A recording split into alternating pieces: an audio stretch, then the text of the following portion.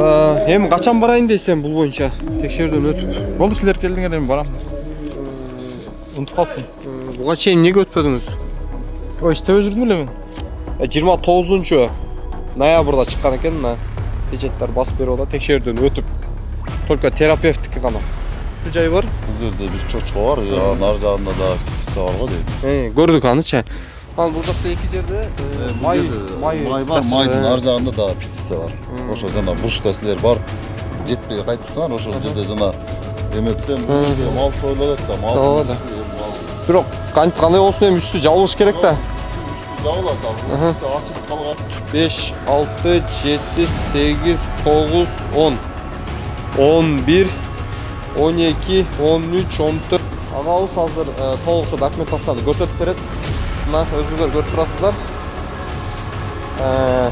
Кан союлгандан кийин албетте ушунда бочкага суу толтурулуп, кийин жуулуп турат экен. Ал жактан чыккан малдын бокторун бул жакка алып келип төгөт экен.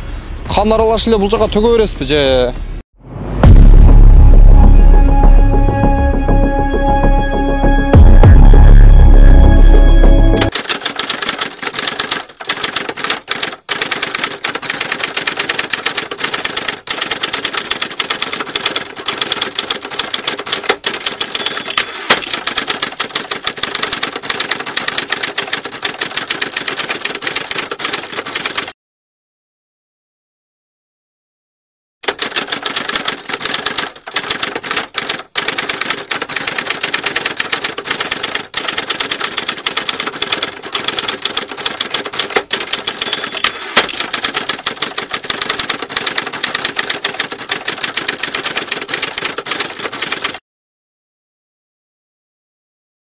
Саламатсыздар, урматтуу биздин каналдын жалпы көрүүчүлөрү. Атужаным Абай Карабаев. Бүгүн биз Манас айылындагы мал союучу жайга келдик. Буюрса антисанитарияны сиздер менен чогуу текшерели. Бизден алыстабай туруңуздар.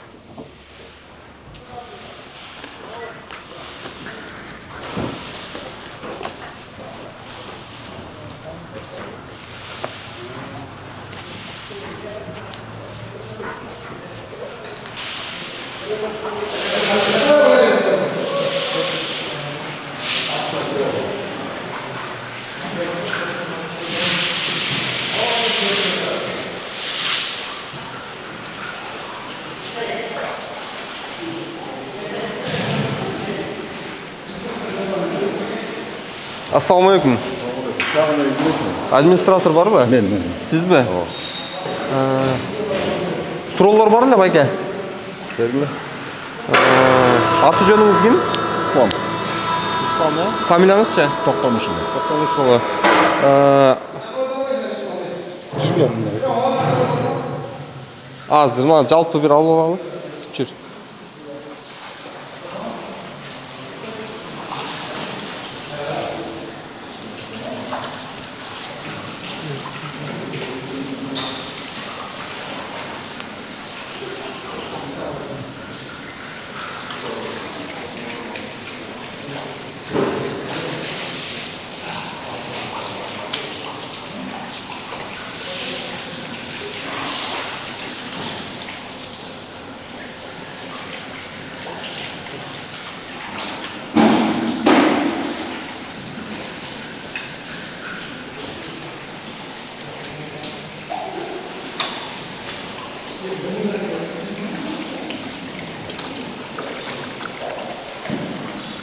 Так, келиңиз байке.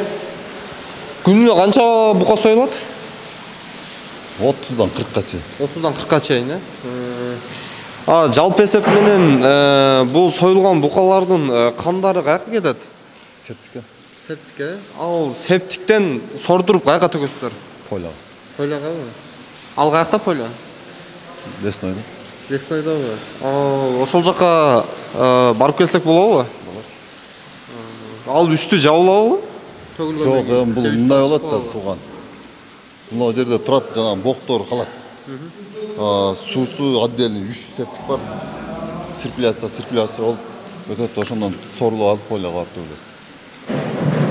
Бокторун жок, азыр бокторун көрсөтөм десең, барып көрсөк болот. Боктор турат. Жок, сиз айтып атпайсызбы? Кан, бок аралашып, Бул жака септикке түшөт, септиктен сордуруп алып туруп биз тойлоп алып барабыз деп.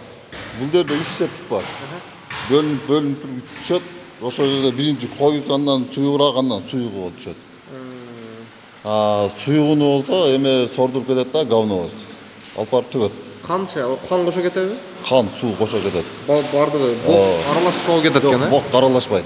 Только кан, суюгу кетет. Богу калат ягында. Вот, тазалагандарды. Азыр бул жактагы кызматкерлериңиз, кол алдыңызда иштегендер толгон сууну азыр кандарды жууш үчүн төгөт экен да. Азыр ошону алып алып процессте. Мындай да, азыр бир киргенде 12 баштан кирет. Мисалы, мына сойлу бүттү, кайра жуулат, кайра кирет. Жалпы канча кызматкер бар? Бул жерде мындай балдарга өздөрү ким келип сойсо келип сое берет да, мындай эме жок. Чектөө жок да. Негизинен орточо эсеп менен канча бала иштейт? 3-4 бала. 3-4 бала, Бул мындайча айтканда бир калыпта иштегендер, дайыма келип. Булар мындай да. Мисалы, бир күн башка жака чыгып иштеп калышы мүмкүн. Башка жерге барып мал союпчу. Бир күн бул жака келип калат. Мисалы, бир күн бирөөсү келбей калса, бир күн башкасы келет, ушундай иштейт да. Мисалы, стабильно келип иштеген.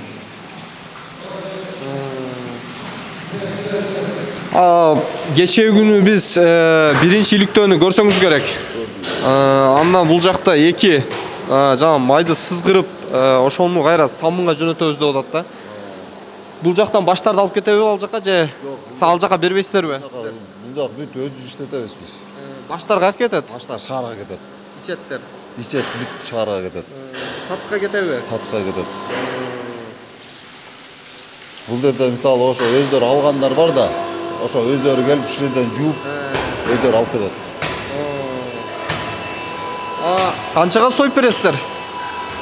Мына эменин услугасы 250 сом бир башка. Убойный депчи. Анан балдардыкы алар өзүнчө, мисалы булардыкы 1000 сомго же 1000 сомго дейм булардыкы.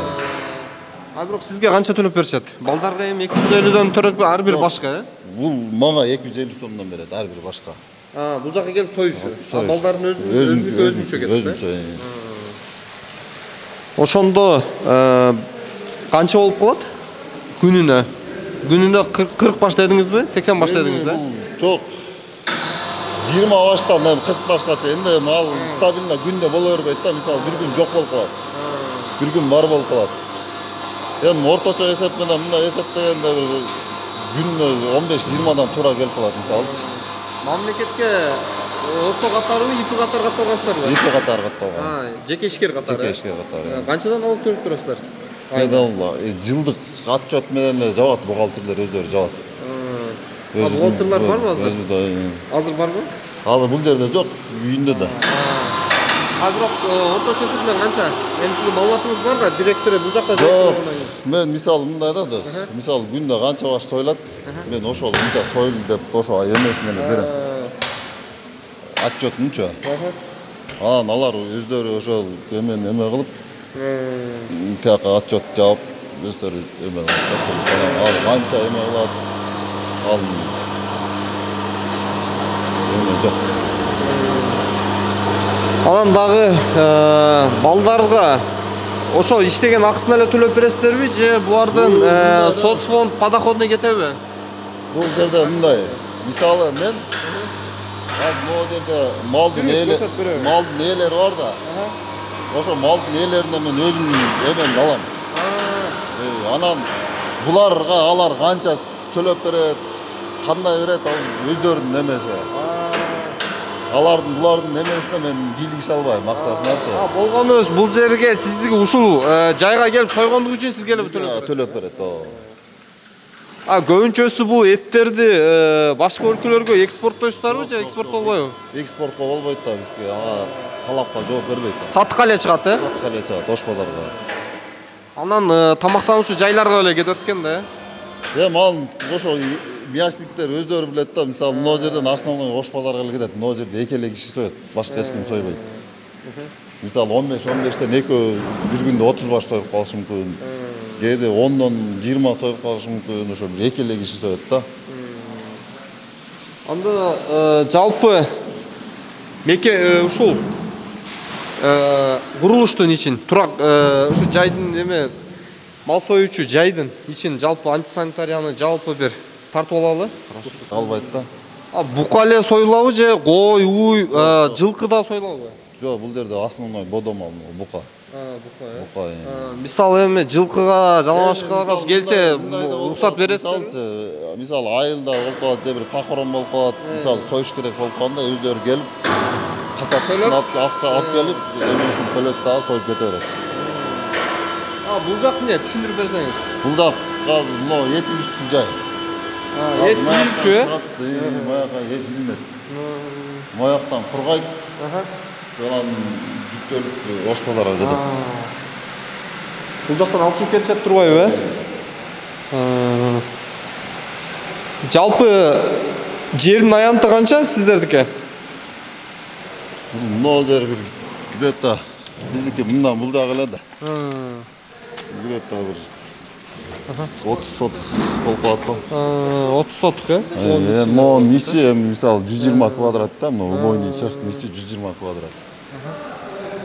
Анда бул жак эмне бөлмөлөр?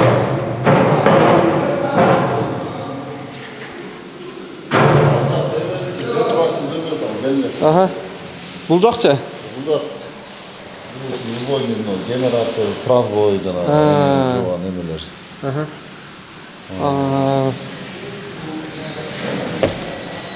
Бул жакта ошол жанагы балдар ушунда иштеген балдар. Ушудан чечип Эми булар эт менен мал союп иштеп аткандан кийин жалпы буларга жана инфекция жана башка оорулар жукпаш үчүн балдар дагы ошол кызматкерлер дагы сертификациядан өтүп атайын ошол дарыгерлердин көзөмөлүнөн өтүш керек да, аны билесиз.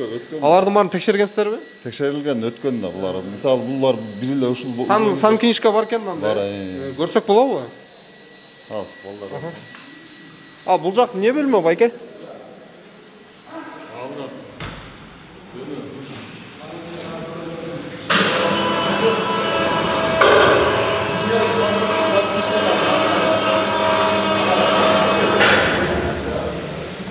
Ачылбайт го. Урматтуу биздин каналдын жалпы көрүүчүлөрү, мына өзүңүздөр көрүп атасыздар. Мал союучу жайда антисанитариялык абалды ушундай. Азыр ар бир ошол мал союп иштеген бул жердеги ар бир касапчы дейбизби, кызматкер албетте сөзсүз дарыгерлердин текшерүүсүнөн өтүп, эми бул эт менен иштеп аткандан кийин ошондой болуш керек. Азыр бизге өзүн тааныштырган агабыз азыр толук ошо документацияны көрсөтүп берет. Мына өзүңүздөр көрүп турасыздар. Кан союлгандан кийин албетте ушунда бочкага суу толтурулуп, кийин жуулуп турат экен тазалык үчүн. Андан кийин кан бул жакта антисептикке түшүп, кийин ошол сордуруп алып туруп пойлага алып барабыз дейт. Бирок пойлянын үстүн төгүлгөндөн кийин жабылабы, жабылбайбы? Аны алдыңкы берүүдө сиздерге толук түрдө чагылдырып беребиз. Азыр бул жерде болжол менен аз биз сиздерге бир эсептеп берели, канча бука байланып турат. 1, 2, 3, 4, 5, 6, 7, 8, 9, 10, 11, 12, 13, 14, 15, 16, 17, 18, 19, 20, 21, 22, 23, 24, 25, 26, 27, 28, 29, 30, 31. Болжол менен өзүңүздөр көрүп тургандай, жалпы 60-тай, 70-тай бука союлгудай дагы алып келишет экен. Мына ушундай. Албетте эми антисанитариялык абалды биз албетте азыр бул жалпы ичин тартып сиздерге көрсөтүп беребиз. Жалпы жыт каяктан чыгып атты. Анан бир суроо да сизге. Жалпы бул жакта жолдон өтүп бара жаткан жарандарга ушундай аябандай сасык жыт бул жактан жыттанып аткан боюнча маалыматыңыз бар. Азыр ошол каяктан барып атат деп ойлойсуз? Эми бул жерде мисалы мына жерде көрдүң 4-5 база бар. Булар кошуналарыңызбы? Булар Азыр мал союучу жайбы же? Жок, булар птица фабрика. Азыр булар ушурда иштейт. Жок, азыр иштебейт. Булар уже жабылып, бул эмесин сатыкка койгон да. Булардын жанагы эмелери, жанагы боктору суюк бойдон чыгат да, мына жерден ошол азыр ысыкта чыгып атат. Азыр уже дагы былтыргыдай чыкпай калды. Бул Жетекчиси ким бул жакта билесизби? билбейт экен. Бирок ушул жактан чыгып атат деп ойлойсуз, эсептейсиз? Жок, эми бул жит мисалы убойнудан чыкса, мисалы да эми көбүрлөр кече бияктан айтыптыр, мисалы убойнудан чыгып атат депчи. Антисептик жакы бар. Ошол жакты бир көрсөтүп койсоңуз. Жок, бул жакта өткөн биринчи берүүдө ошондой деп айтып атышат да эжелерчи. Бул жакта убойный цех бар, ошодон чыгып атат депчи. Анан бул жактан чыгып атат деп атат да, эми азыр өзүңөр көрүп атасыңар. Эгер бул могу жерде мисалы ТКК чейин эмеси эме мисалы могу жерде түшөт. Бок кан аралап түшөт. Ой!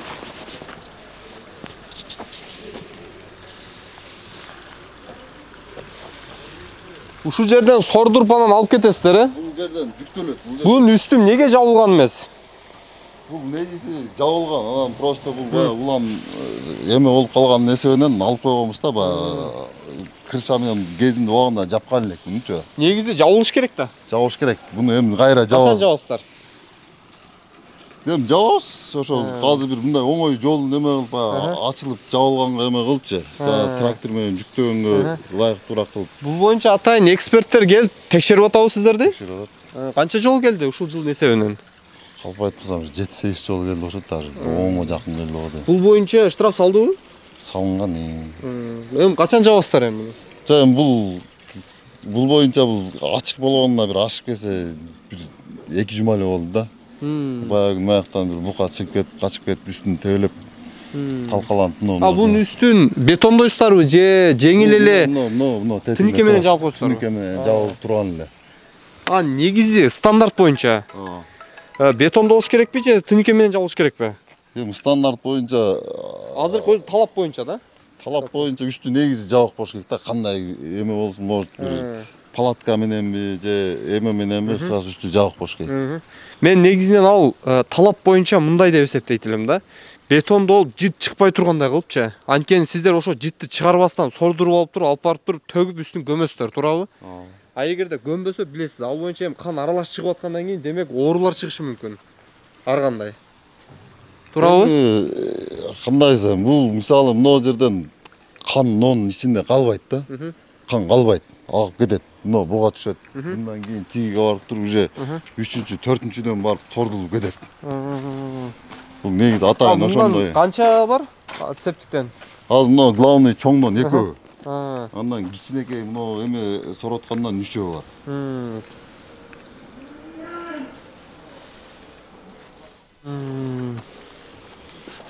Бирок шамал болгондо бул жак жыттанбайт деп айтып атасыз, Бирок үстүн жабыш керек, кандай болгондо дагычы. Үстү жабылат, бул мисалы мына менен жабылган эле да. Бул жерде дагы барбы? Жок, мына турган нерселер, мына ушул мына септиктердин крышасы эле.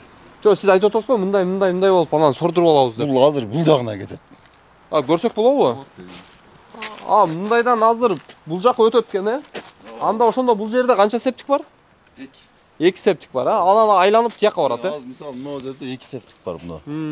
Мынанын ичинде чисто эменики. Суюктугу. Андан мунун барып туруп, анан тети жерден машина келип туруп өзү сордуруп кетет. Бирок жит туруп атат. Албетте эми сиздер эми бул жакта эми ишиңиздер эми эме болуп алсаңыздар, бирок жоочун адам келсе мындай билинет экен да. Албетте. Конечно, билинет эми бул жерде мал союлат да, мал мал. Бирок кандай болсун эми үстү жабылыш керек да. Үстү жабылат, ал бул үстү ачылып калганына эми канча бир ашып келсе бир 2 жума болду да, баягы шамалда.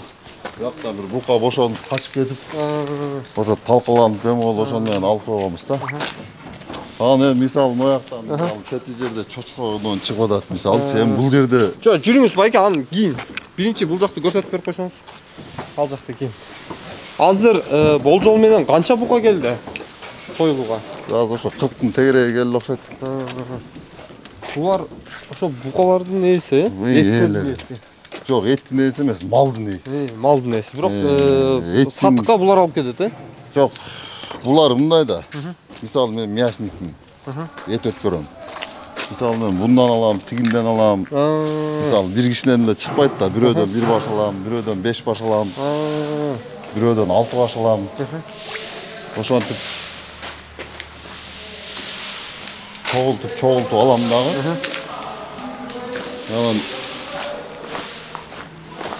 Анан базарга алып кетесиз. Ошол мисалы булар келет, мисалы могу жерден таразадан өткөрөт. Тартып алат дагы. Акчасын берем, мен дальше алып кетем. Бул жак мал канабы же бул жакта союлабы? Бул жакта меники баягы күн ошо мен жокто келипсилер жана келинчегим эмес. Бул жакта сиздердикиби? Бул меники.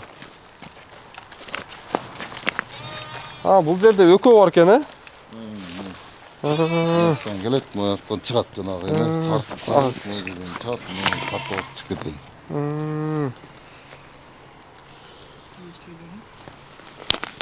кетейин. Бул жака толуу эле экен го. Толуу элек ошо тиякта азыр тиги яманын көрдүң го, тиги жакын эле тазалаганбыз да, толуу элек. Ал ошо урүйүндөн чыгат да. Бог ылдый түшөт, үстүнөн чыгып, бияка түшкөндө бияка машина менен сордуруп алып чыгып кетебиз. Аны кайка алып барабыз дедиңиз төккөнү? Поляк. Поляк алыспы же жакынбы? Алыспы. Канча бар болжол менен? 3-4 километр бар. Бул жакты карабы?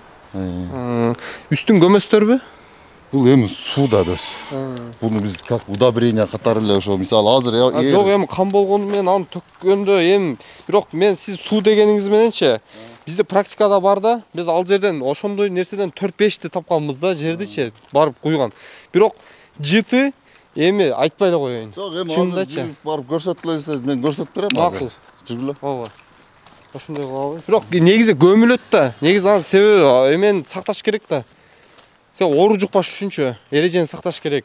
Ошол боюнча бул жак склад болсо керек, Бул жак холодильник. Эт сактоочу, Эт сактоочу холодильник.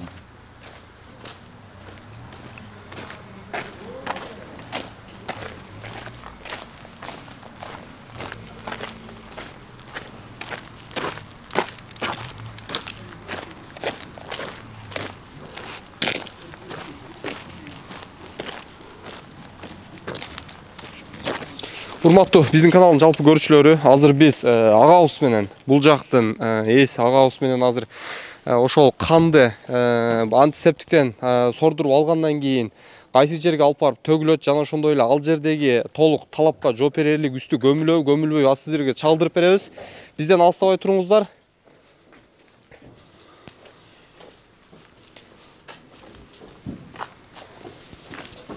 Так, азыр байке дагы бир суроодо, бул жакта чочко канадан башка канча мал союучу жай бар?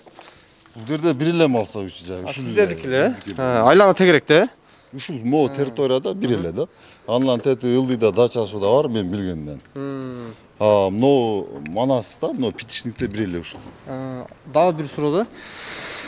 Калганы канаттуулардын фабрикасы, канаттуулар фабрика. Могу тарап, могу жолдун жеги, мисалы могу жерде 4 база, ошо эменики. Птица фабрика. Бир чочко багуучу жай бар? Бул жерде бир чочко бар, анын ар жагында да птица бар го дейм. Көрдүк анычы. Анан бул жакта эки жерде май бар, майдын ар жагында да птица бар. Ошо жана бурчта силер барып жетпей кайтыпсыңар, ошол жерде жана эме турбайбы, бурч. Ошол жерде дагы эме бар. Агро дем деген атайын жанагындай химикаттарды ошого өндүргөн атайын бул жакта өндүрүштү курушуптур. Ага биз эми киребиз буюрса. Анан ошол өндүрүштүн, ошол аймактын где-то болжол менен бир 20 метр алыстыкта атайын свалка. Жана мусор таштандыларды төгүүчү жай бар экен да. Ошолорго алып барып төгөстөрбү? Жок, бизден отход мусор чыкпайт. Неден бул жерде мисалы мындай жатканда азыр малдын каны менен богунан башка бүт кетет да. Суу болду эле? Жок. Эми мисалы богу менен каны калат бул бойнага болгон элечи. Мисалы калган бүт эме сатылып өздөрүн алып кетет. Итке ичет башыны баштай мисалы мына жерде тургандар мисалы ошолор алып кетет өздөрү. Анда азыр чоң баралы биз дагы бир жолу септикти тартып алалы, жүрүңүздөр. Бир жолу.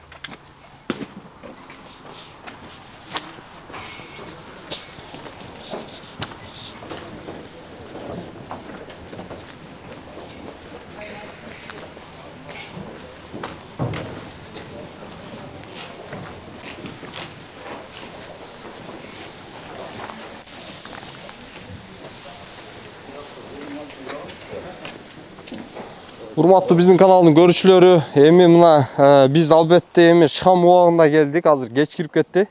Мына дагы бир жолу көрсөтүп коелу дедик сиздерге. Мына өзүңүздөр көрүп турасыздар. Кан ушундай болуп мына түшөт. Бул жакка биринчи септик, анан экинчи, үчүнчү, төртүнчү септикке түшүп, андан кийин ар жакка кудукка барып, ал жактан сордуруп алып, анан табак алып барып төгүшөт экен. Мына өзүңүздөр көрүп турасыздар, бок, малдын каны аралаш ушул жакка түшөт. Бирок албетте мунун жыты барбайт деп эч ким толук кепилдик бере албайт. Анткени албетте бул жакта демек үстү ачык болгондон кийин мына өзүңүздөр көрүп турасыздар, септиктин сөзсүз жыттанат. Агабыз бунун үстүн жаап, чараларды көрүп толук эрежени сактайм деп өзү сөз берди. Жалпы малдын богу таштала турган жерге келдик. Бул жер агабыздын өзүнүн жери экен. Бул жака эмне эктиңиз? Жүгөр эктиңиз, мына өзүңүздөр көрүп тургандай 20 метр чыгат. Жалпы ушул тегерекке ал жактан чыккан малдын бокторун бул жака алып келип төгөт экен. Кан аралаш эле бул жака төгө бересизби же? Бул жерде каны калбайт да. Канын азыр силерге көрсөтөм, жана очистойго алып барып жана өздөрү говновозторду жалдайбыз, өздөрү келип сорду алып барып ошого төгөт.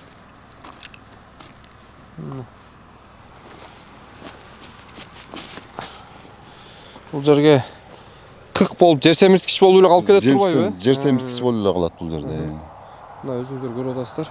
Жерин алып келдик. Мына башкы жолдон анча алыс эмес жерде жайгашыптыр.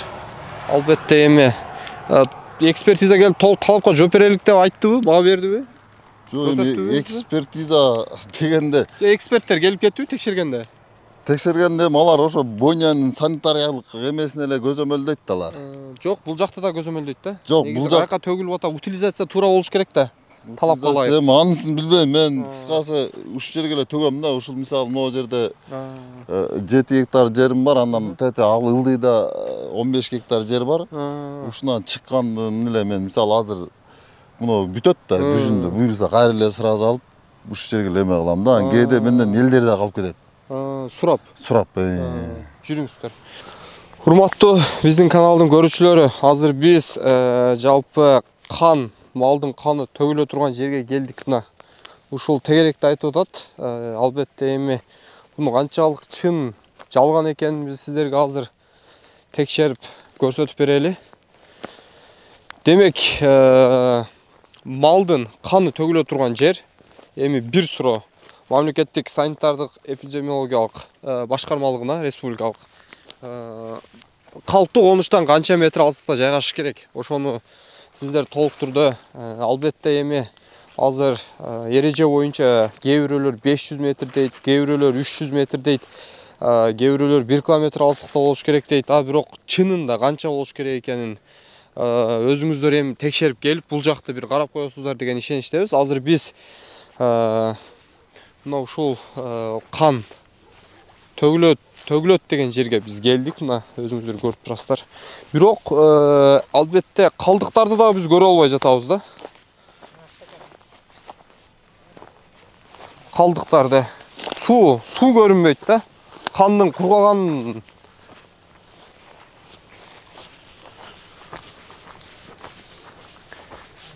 сизге бул жерде канбы ушул жерге төгөбүз деп?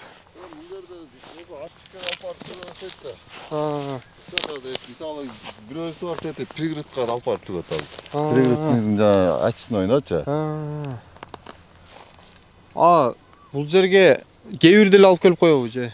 Мисалы мен сурайын да. Кээде баягында мен биринчи эме алганда сураганда ошо очистной алып барып түгөбүз деп эме алган. Мен ал кайсы жерге очистнойго деп эме алган жокмун. Баягында кышында бир жолу эме алганда точно пригородко алып барып төгүп келдим. Ошо кечирип келдим, кечирээк болуп атат деп. Биз азыр эми бул жерде кандын да калдыгын биз көрө албай жатабыз да албетте. Бирок кандай болгон учурда дагы албетте кан толук түрдө көмүлүп, санитардык абалдар жакшырыш керек албетте. Анткени оору жугушу мүмкүн. Ошол жагын бир эске алыш керек. Мына жалпы 20 гектардай жер бар экен мына бул жакта. Албетте бул жакка төккөн негизинен туура эмес болуп калат. Анткени калктуу конуш бул жерде ит бар, бардыгы бар, оору жугушу мүмкүн. Анын үстүнө бул жерде көмүлүш керек. Бирок биз андай көрүнүштү биз бул жерде мына караңгы болсо дагы биз көрө албай жатабыз да. Анда пригородный жакта дедиңиз, Пригородный калып. Ал сиз барып келгенсизби ал жака? Жок, эми ошол жерде жана городской очистной бар да. Ошо калып барып баягы говновоздор жалдайбыз да биз. Жана чалабыз, келет, өздөрү сордуруп кетет. Биз акчасын берип коебуз. Албетте, сиз айттыңыз эми ушул жерде болушу мүмкүн деп, болжомолдуу түрдө. Мен точно ушул жерге алып келип төгөт деп эме алган жокмун да, мисалы. Бирок ушул жер болчу мурда, Ушул жер мына очистной, мына очистной деп айтылат мына жер. Мисалы, мына аэропорттун эмеси чыгат, бияктан жанагы эмелер, канализациялар, бүт саркындылар ушул жерге келет да. Мен азыр өзүм эмете албай атам, может тетигинин эмесинде эми болуш керек да, азыр канализация иштеп атат да. Ушундай урматтуу көрүүчүлөр, ал бизден алыстабай туруңуздар, иликтөө мындан ары уланат. Азыр биз кайрадан мал союучу жайга баралы жана бүгүнкү иликтөөнү буюрса кийинки этабына өтө берели. Урматтуу биздин каналдын жалпы көрүүчүлөрү, азыр биз мына мал союучу жайга келдик. Албетте бул жактын ветврачы, аты жөнүңүз ким? Кумарбек. Фамилияны? Эрназаров. Кайназаров? Эрназаров. Эрназаров. Ага айта кетсеңиз, жалпы ушул санитардык абалга, жалпы ушул талапка, эрежеге жалпы жооп берерликпи? Жайгашкан жери, андан кийин жалпы ушул биз ушул көрүнүштүн бардыгы ошол боюнча бир айта кетсеңиз. Эми бу жерди карап көрүп, биздин районный управление дагы эме кылганда, карашып ошолор уруксат берип анан кийин ачышканда, ошол немелерин карап, критерийлеринчи. Анан ошо эме берген үчүн ачкан болуш керек. Негизи ченемдик акты боюнча талапка жооп берген үчүн анан ачканда. Сөзүңүзгө алып, негизги ченемдик акты боюнча калктуу конуштан канча алыстыкта болуш керек? Калктуу конуштан 500 метр болуш керек. 500 метр, негизги эреже боюнча. Анан бул жакта септиктин үстүн ачык турат да. Ал боюнча эмне дейт элеңиз? Септикти өзү жабылган немеси бар болчу, Ислам бар болчу, кийин баягы неме болуп экскаваторлар неме алганда талкалап коюп турду, аны кайра жаңылып неме кылып коебуз, аны дайым эле айтып жүрөбүз. Ошо жабылат жакында элечи. Ал бетондо болуш керекпи же тыниге менен эле жабылса болобу? Аны жанагы жыт чыкпаш керек да негизи. Жыт чыкпаш керек, бирок немеде ал жер тез эле тазаланып турат да, жанагы грубый отходдор калып калат да, кээ бирчи баягы эме канализацияга кетпегендеричи. Анан ошол баягы фильтрленгендерин алып поляга чыгарып коет. Анан жалпы бул жердеги утилизация маселеси боюнча кандай кыласыздар? Утилизациясы толук талапка жооп береби? Утилизация бердеми андай деле неме терилерди, ооба, терилерди, немелерди, отход сбой немелердин бардыгын өзү жана алган немелер бар да, фирмалар бар. Ошолор өздөрү жыйнап убагында алып келет, сразу эле момент берде калтырбайт эч нерсе. Полный алып кетет. Анан эгер калса неме болуп кетет, невозможно жыттанып кетет. Азыр малдарды союп иштеп аткан жалпы жигиттер боюнча албетте билесиз, ветврач катары толук түрдө врачтын көзөмөлүнөн өтүп, ошол боюнча сан книжкасын көрүп алсак. Сан книжкалары жүрүңүз. Барбы жокпу? Сан книжкалары болуш керек алар. Бардым айтып жүрөбүз да, өткүлө. Бар. Барбы негизи? Көрсөң ушуларды.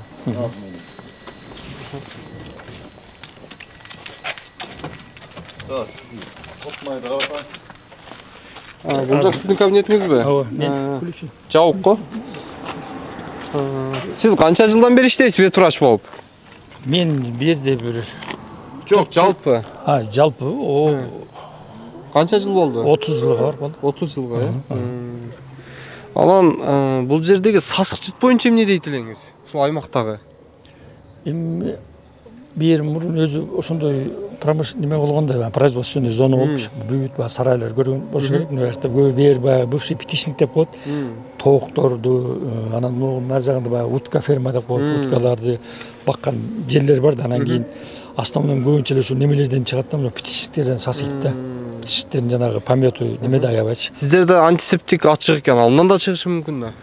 Бизден деле чыгышы мүмкүн, бирок муну Качан жабасыздар? көп эртең эле жабат, азыр эле дайындап. Эксперттер келип текшердиби? 3-8-9 жолу текшерип кетти, штраф салды деп атат. Ооба, надзордон келет да биздики. Ошол документтерди көрсөтүп койсоңуздар азыр. Качан келген, эмне болгон, ал түзүлдү да, сиздерде болот да. Анан санитардык китепчелерди. Хорошо. Азыр.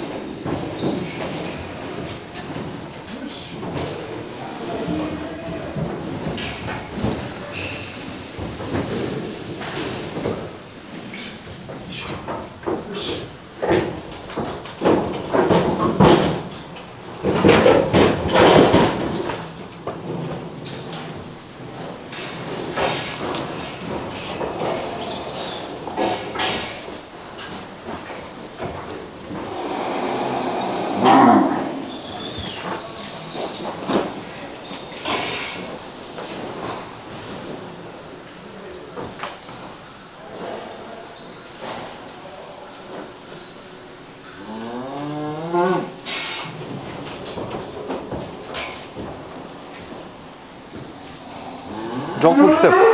Китептер жок бу. Ал алып келет.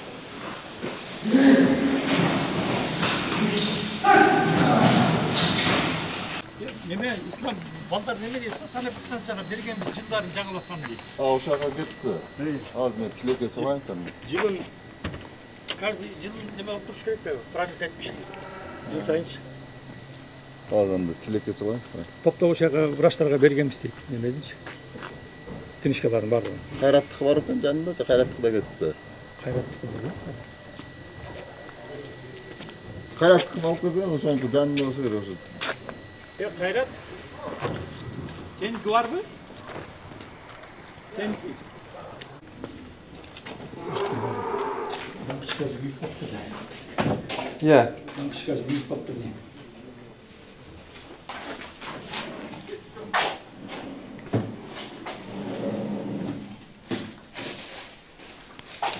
Tutsun şu.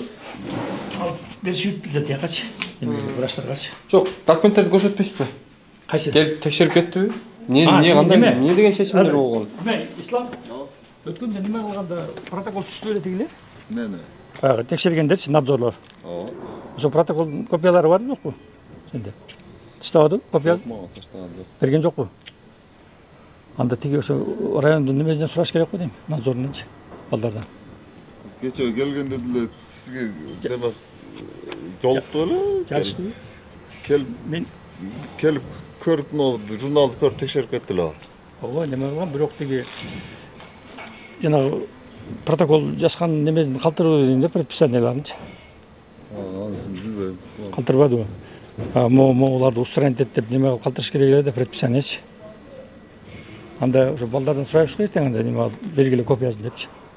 Ошондо текшерип келген эксперттер туура эмес жүргүзгөн деп эсептейсизби? Жок. Калтырбаса. Жоқ, бұл азыр не боюнча? Жанагы биякты эме надзорлор текшербеди эле жанагы. Жанагыны аны текшерип, мага өзүмө эме жазып, Мыналарды эме устранить этти. устранить этип туруп, мен атыма эме жазып, штраф жазып, эме кылып кеткен. Берди эле ошон барбы? Берген, мен уже төлөгөн эмем да бар да. Аны ошону көрсөткү. Ошону сурап атасың да? Ошол да. Ошо жанагы эмеге эме жазылды эле деген Немелерди көрсөттүр ошондо. Ошо баягыда бука түшүп кетип, эме Септикке. ачылып калып кетпеди эле септик. Ошонун үстүн жап. Муну канча күндө жабасыз үстүн? Эми бир жума дейин мен тез айтып алып да. Жок, бетон боюнча. Жок, эми ал муну мен бетон менен жаппайм, мен ачык эле айтайын. Эмнеге? Бул неденде улам ачылып жабылып турган нерсе Немелерин да. алып турат да ичиндегичи. Муну эми жапсам жанагындай Жыт маселеси эмне болот анда? жит ошо чыкпайткан кылып туруп жабабыз да. Мисалы азыр эми мындай да дос. Бул азыр сен айтып атасың да, именно ушул силерден чыгып атат деп атасың да, Мен туурабы? андай деген жокмун. Биз иликтөө менен келдик. Жөн мен неме кылдым айттым. Могу питиштиктер бар биякта депчи. Ошолордун Жок, жанагы теманы бурбай, так жооп берип койсоңуздар. Кандай болот? Бул эме да. Мисалы мен азыр ачык эле айтайын, мен аны бетон менен жаппайм. Бетон менен жапсам мен Жыт чыккыс кылып, бирок тинке менен жабасыз, э? жит чыккыс кылып тинке мененби же болбосо башка бир легкий конструкция мененби бир мындай жанагы сиппание сыяктуу мындай плотно жабылып, плотно ачылатканбы бир ошондой конструкция менен жабам. Бирок мен мисалы мен азыр силерге айта албайм, чтобы мен бетонду алып келип бетон менен жабам деп айта албайм. Бетонду жапканда бул нерсе бир айда болбосо да 2 айда бир тазаланып турчу нерсе. Аны мен тазалаш үчүн бетонду алыш үчүн бир кран жалдашым керек. Кранды кайра эме кылып, мисалы экскаватор жалдайм. Мисалы да бул деле мындай ойлошуңар мүмкүн, мисалы бун азыр мисалы бир айына деп коеюн бир 100 000 сом прибыль болсо, ошону бир 70-80 миңге мисалы расход Документти көрсөтүп койсоңуздар да. Кел. Нелерди жазып берип кетти? Экспертиза. Эксперттерге. Анан книжка боюнча. Эми муну жанагы эмеге төлөгөн штрафтын чеги бар да менде. Жок, сиз тизме бар деп атпайсызбы, жазып берип кеткен? Жок, булар жанагы эмеге окшош. Азыр мен үйдөн алып чыгып берейин. Протоколдун кагазын сурап атасыңар да. Китепче каякта? китепчелер ошо немеге берипти да. Каяка? Санэпидстанцияга. Ал жака эмнеге берет? Ал жака эмне кириги бар? Жок, жана Эмне болуш керек да? немелерин жаңылашат экен да. Печаттарын койчу. Врачтардын жана немелеринчи. Заключенияларынчы. Качан алып кетти? Ушу көбөлө болуп калса керек, бир айдай. Жок, көбөлө сизде болот да, сиз ветврач катары. Жок, буякта немеде болот да. Буякта турат. Аны алдырабыз, эртең неме болсо балдарга айт. Алып келге депчи. Таап келди депчи, немечи. Книжкаларынчы. Алдырабыз. Жок, алар эмнеге алып кетет? Эми баягы медосмотрго өткөнгө тапшырышат да. Экрандан берип жүрчү. Ал ветврачтан ошо көзөмөл аркылуу барабы? Жок, тиги неме медицинский немелерчи. Жана санэпидстанциялар, санврачтарчы. Ошолор алып анан Анализ боюнча. Аяка баягы кан тапшырат, немесин тапшырат, текшерип анан ошол боюнча заключениясын басышат да. Ошону неме кылып берет деп топтоп эле берген экен да, бирөөгө сүйлөшүп берсе керек буларчы. А китепчени качан даярдап турасыздар анда? Бир жумада болуп калат го, бир жума. Эми ал нерсе, может, ага чейин деле ал барып ошолордон Ооба, ар бир баягы врачтардын немелерин койдуруп алыш керек да, колдорунчу. Печаттарын коюп. эми бул жерде мындай да. Эгер бул жерде постоянно иштеген балдар болсо, мисалы, анда мен ал эме кыла алат элем да. Бул жерде мисалы бул бүгүн иштесе, башка күн келбейт мисалы да. Бирөө келет, бирөө келбейт. Сөзүңүзгө аралчы. Ушул кызматкер келди. 2 күн иштеп 2 күн кетти да. А бирок бул кандай эмне ташып келип атканын, бул жерде мал союп аткандан кийин кандай кепилдик бере аласыз сиз? Чтобы эч нерсе болбойт деп. Булардын ошо эмелери бар да. Nesi? Меткинчикалар бар да, азыр баарында эле бар. Азыр мен сурасам, Жок, сиз айтып атасыз. Меткинишке кереги жокту эле, эми булар мындай неофициально иштеп аткандан кийин деп атасыз да. жок, эми буларда бар да. Эми бар да, эми мисалы мен эмес, мисалы ветврач 3 бүт этиш керек да, мисалычы. Ооба. Түз милдети. Ооба. Бирок билбей атат. Бул боюнча. Жо билбей эле Жок, айтылган. айтып айтпайсызбы сиз? Бар айтылган, бар булардачы. Башында айтып эле Жок, сиз бар дедиңиз, бул жакта бар дедиңиз, азыр кайра сурасак алып кетти деп атасыз. Бул не дегениңиз? Жок, эми булар немеден жылын жаңылап туруш керек да. Жок, жаңылап туруш керек. Анда бул жакта бар, азыр көрсөтөм деп неге айтасыз башында? Жок, мен көрсөтөм деп айткан жокмун. Жок, айткансыз, бул жакта айтып келип атканды айтып атпайсызбы сиз? Бул жакта болсо көрсөтөбүз дегенбиз да. А көрсө алып кетпеди, мен барып сурадым да. Протокол турабы, ошо протоколду берип жибер.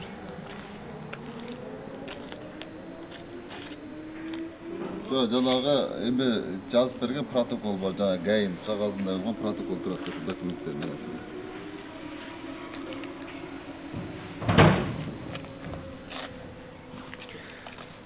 Бул жакта касапчылардан бирөөнү чакырып берсеңиз.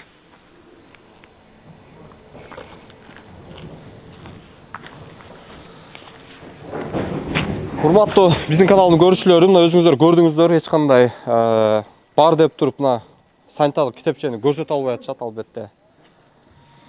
Эми бул деген албетте эми эт менен демек иштеп аткандан кийин сөзсүз түрдө ал нерсе болуш керек болчу. Бул дагы талапка толук түрдө жооп берерлик эмес деген тыянакка келебиз. Андан сырткары экспертиза келип, жалпы эксперттер келип текшерип кетет деп атат. Антисептиктерди, ошондой эле утилизациянын кандай тартипте болуп жатканын, ошол боюнча штраф болгон дейт, бирок жалпы документтерди көрсөтө албай жатат.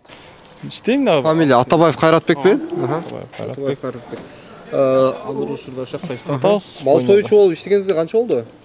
Ал союучу эмес меники. Меники мондай боорлорду, ошолорду алып кетем да. Мал союбойсуз, э? Сол. Бул жакта иштегениңиз канча болду?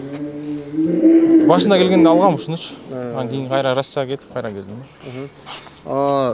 Урматтуу биздин каналдын көрүүчүлөрү, өзүңүздөр көрүп турасыздар. Санитарлык китепче.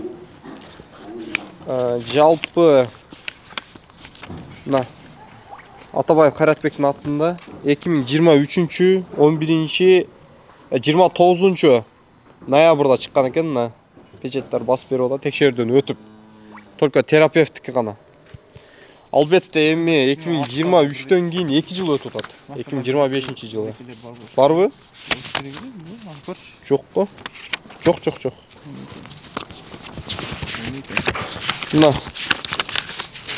Көрө алган жокпуз тилекке каршы. Бар да. Амна. Кана? Ачып. Өрдү турган эмес. Бул кайсы жылы? Ал эле ошол. 23, э? Бирок эми качан барайын дейсем бул боюнча текшерүүдөн өтүп. Болду силер келдиңер, эми барам. Унутуп калыптым. Буга чейин эмнеге өтпөдүңүз? Ой, иштеп жүрдүм эле мен. Кайра келдим бияка, эмичи. Эми акырын барабыз да. Сиз бул боюнча көзөмөлгө алып атасызбы? Бул боюнча ветврач көзөмөлдөш керек да. Жок, эми сиз жетекчи катары эми көрүп коюшуңуз керек да, текшерипчи кандай болот. Болду, эми мындан башта мен булардын эмесин уже эртең эмес, эртең дебейм, бир 3 күнүн ичинде полный. Бар да главный турабы. Жок, бар эмес. Сиздин бул жердечи коопсуз эмеңиз да.